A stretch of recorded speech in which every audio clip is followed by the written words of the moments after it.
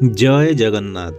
नमस्कार दर्शक बंधु, मु ज्योतिर्विद ब्रज किशोर मोर चैनल कुंडली रस तरफ आपण मानक स्वागत। मु आशा करुच्ची प्रभु जगन्नाथ कृपारू आपण माने निश्चित भलरे थिबे। भिडियोटी को देखिबा पूर्व मोर এই चैनलटी को सब्सक्राइब करंतु, लाइक करंतु, कमेंट एवं शेयर करंतु। आउ नुआ नुआ भिडियोर नोटिफिकेशन पाइबा पाई बेल आइकन को ऑल करंतु।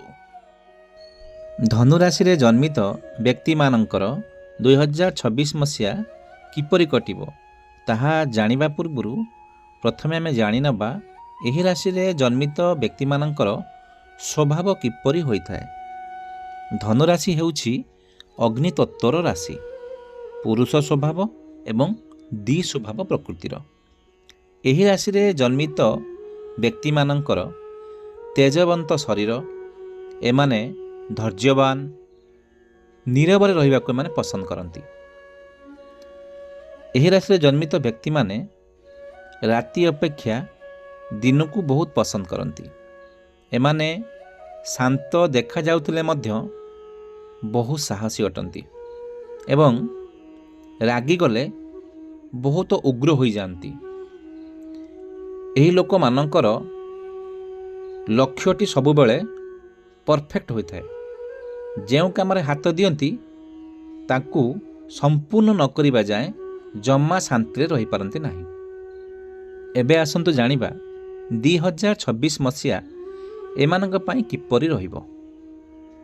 एही वर्ष रे एमानंकर मुंड सबले गरम रहिबो, टिके टिके कथारे चिड़चिड़ होई उठिबे, सबू काम प्रति एग्रेसिव रहिबे एवं सुख सुविधा टिके कम रहिबो। एही वर्ष जमीबाड़ी, घर एवं गाड़ी जनित समस्या रहिबो। एही सब जिनिस हुए तो निज हाथरू चली जाई पारे। मित्र माने शत्रु परि व्यवहार करिवे, किंतु ए 2026 मसीह रे दाम्पत्य जीवन बहुत सुखमय रहिबो। स्वामी स्त्री मध्य संपर्क मध्य बहुत भल रहिबो। निजर मां को पई धन खर्च हेबो। न चाहि मध्य संतान को कथारे हाँ रे हाँ भरिबा को पड़िबो। सान भाई भौणी सह मतभेद मध्य होई पारे। भाग्यर हानि मध्य होई पारे। 2026 मसीहा मे मास परे परे कौनसी ना कौनसी शारीरिक समस्या उत्पन्न होई पारे। मन मध्य भल रहिबो नाही। धनहानि मध्य हेबो। विद्यार्थी मानक पई एही वर्ष भल रहिछि। किछि प्रतिकार द्वारा ग्रह मानकर नकारात्मक प्रभाव को आपण माने कमेई पारिबे। प्रतिदिन मथारे चंदन लगांतु। आठमुखीर रुद्राक्ष किंबा मत्स्यमणि बेकरे धारण करंतु। मे मास परे परे बृहस्पतिंकर आराधना एवं बीजमंत्र जप करंतु।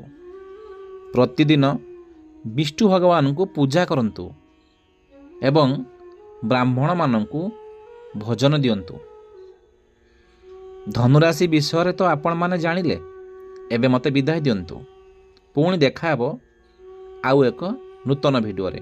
रहुछि दर्शक बंधु, नमस्कार।